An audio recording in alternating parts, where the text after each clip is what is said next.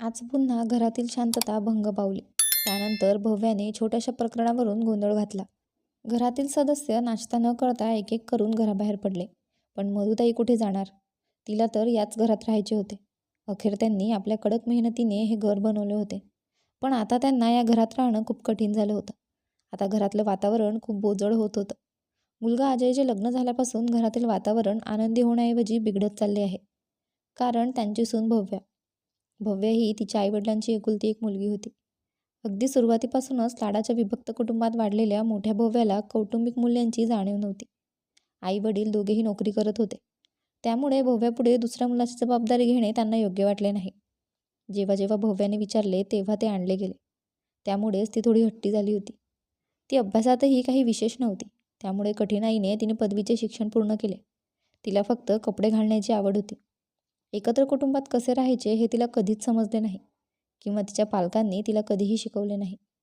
जेव्हा तिच्या लग्नाची वेळ आली तेव्हा तिने तिच्या पालकांना स्पष्टपणे सांगितले की तिला लहान कुटुंबात लग्न करायचे आहे. फक्त अशाच प्रकारचा मुलगा बघा जो मुलगा चांगला पैसा कमावतो आणि एकटाच राहतो. ते देराणी जेठाणी नाटक मला सहन होणार नाही. तिच्या पालकांनीही याची पूर्ण काळजी घेतली. एकुलता एक मुलगा सापडला असता, पण सासू किंवा नणंद तर असलीच असती. सुरुवातीला भव्याने 3-4 नाती नाकारली. पण कसे तरी त्यांनी भव्याला लग्नासाठी पटवले. हे सांगून की लग्नानंतर नणंद सासरच्या घरी जाणार, मग तू तिच्याशी संबंध ठेव अथवा नाही. आणि तुझ्या सासूचे काय, एका विशिष्ट वयानंतर तीही या जगातून जाईल. मग सर्व काही आपले आहे. त्यामुळे सासू नणंदेला नकार देऊ नको. तेव्हाच भव्या लग्नासाठी तयार झाली. आता ज्या नात्याची सुरुवातच चुकीच्या गोष्टी लक्षात घेऊनच झाली आहे ते नातं कसं फुलणार? लग्नाच्या दुसऱ्या दिवसापासून भव्याचं नाटक सुरू होतं. घरात सर्व नातेवाईक उपस्थित होते. रूढींच्या नावाखाली केवळ कुलदेवीची पूजा केली जात होती. अजून स्वयंपाकघरातील विधी, सुहाग थाळ विधी आणि इतर अनेक कामे बाकी होती. मात्र विधी अर्धवट सोडून ती आईवडिलांच्या घरी निघून गेली, हे सांगून की या प्रथा मी पाळणार नाही. लग्नाच्या तयारीत ती इतकी थकली आहे की तिला आता विश्रांतीची गरज आहे.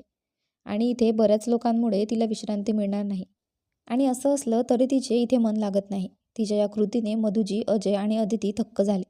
मधुजींनी तिच्या पालकांशी याबद्दल बोलले तेव्हा ते म्हणाले, "ओहो, ती अजून लहान आहे. तिला तितकीशी समज नाही.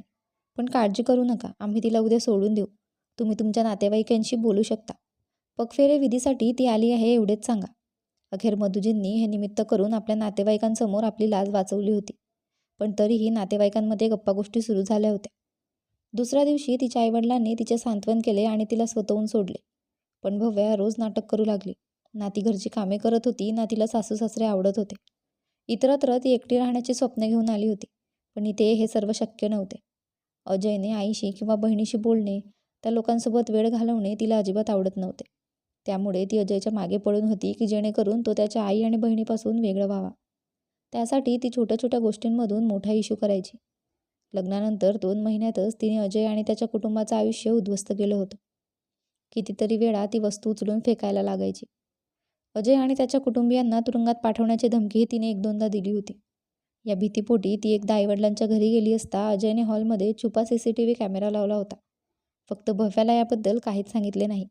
आणि ती चुकूनही मधुजी आणि आदितीच्या खोलीत जात नव्हती. पण आज आदितीला तिची कॉलेजची फी जमा करायची होती. आज शेवटची तारीख होती. पण ती मधुताईंना सांगायला विसरली. म्हणून सकाळी तिने अजयला याबद्दल विनंती केली आणि म्हणाली, "भाऊ, मला माझी फी जमा करायची आहे. आज शेवटची तारीख आहे.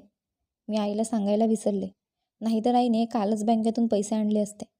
इतके पैसे घरी आई ठेवत नाही. तू ऑनलाईन जमा कर ना." "चल, आत्ता मी करतो," म्हणत अजय मोबाईलवरून फी जमा करू लागला. पण भव्याने हे ऐकून मोठी गडबड केली. "पैसा झाडावर उगतो का? जेव्हा कधी बघावे तेव्हा तू तुझ्या भावाकडे मागायला येतेस. माझा नवरा तुला आयुष्यभर साथ देईल का?" भव्या अदितीला म्हणाली. ती जे बोलली ते ऐकून अदिती चकित झाली.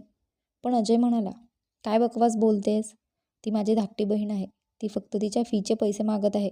मी तिला एवढे तर देऊच शकतो." "का? तुम्ही का देणार? तुमची धाकटी बहीण तुमची जबाबदारी नाही आहे. ती तुझ्या पालकांची जबाबदारी आहे. तिला फी मागायची असेल तर तिने तिच्या आईकडे जावे, तुझ्याकडे नाही. तुझ्या कमाईवर फक्त माझा हक्क आहे."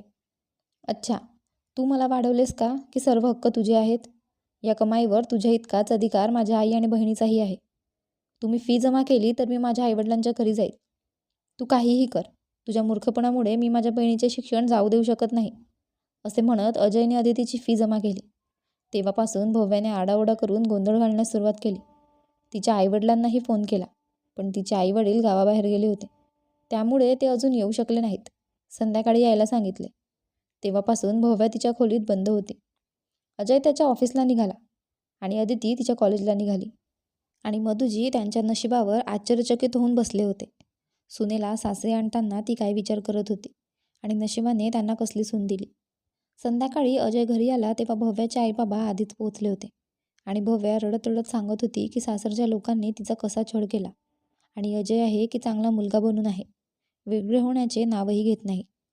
अजयला समोर पाहून तिचे वडील म्हणाले, बेटा, माझी मुलगी ही तुझी जबाबदारी आहे, पण ती तुझ्या घरात सुखी नाही. पप्पा, मी यात काय करू शकत नाही.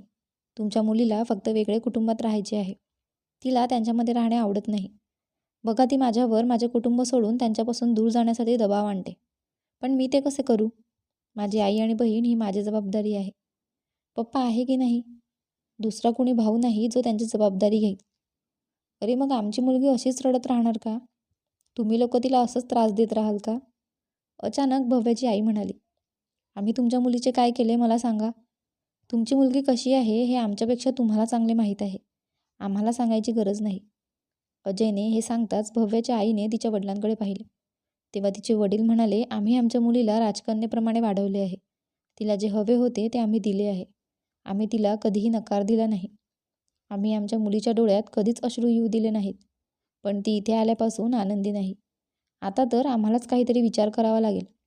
तुम्हाला वाटेल ते विचार करा, पण मी निर्णय घेतला आहे की मी माझ्या कुटुंबापासून फारकत घेणार नाही. अजय त्याच्या निर्णयावर ठाम राहून म्हणाला, आमची मुलगी आमच्यावर ओझं बनलेली नाही. अजून हिंमत आहे आमच्यात तिला वागवण्याची. आता ती इथे क्षणभरही थांबणार नाही. आम्ही आमच्या मुलीला घेऊन जाऊ. भव्याची आई ओरडली. जी तुमची इच्छा, अजय म्हणाला. जरा विचार करा. कायदा देखील मुलींच्या अनुकूल आहे. आम्ही हुंडाबोडी आणि घरगुती हिंसाचाराचा गुन्हा दाखल करू. मग तुम्हाला समजेल.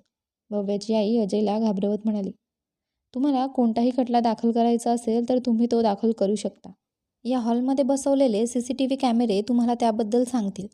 आणि राहिला विषय तुमच्या मुलीपासून वेगळे होण्याचा, तर विचारही करू नका. मी माझ्या आईला आणि बहिणीला सोडून कुठेही जाणार नाही.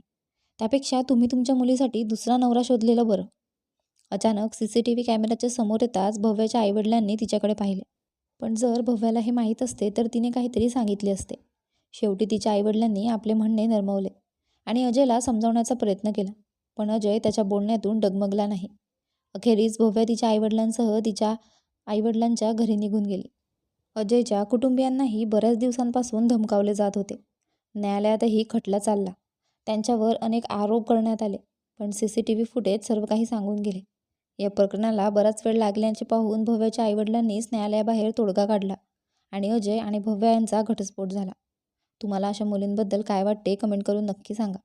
जर तुम्हाला कथा आवडली असेल तर व्हिडिओला लाईक करा. जर तुम्ही चॅनलवर नवीन असाल तर चॅनलला सबस्क्राईब करा आणि नोटिफिकेशन बेल दाबा, जेणेकरून तुम्हाला पुढील अपडेट्स आधी मिळतील. धन्यवाद.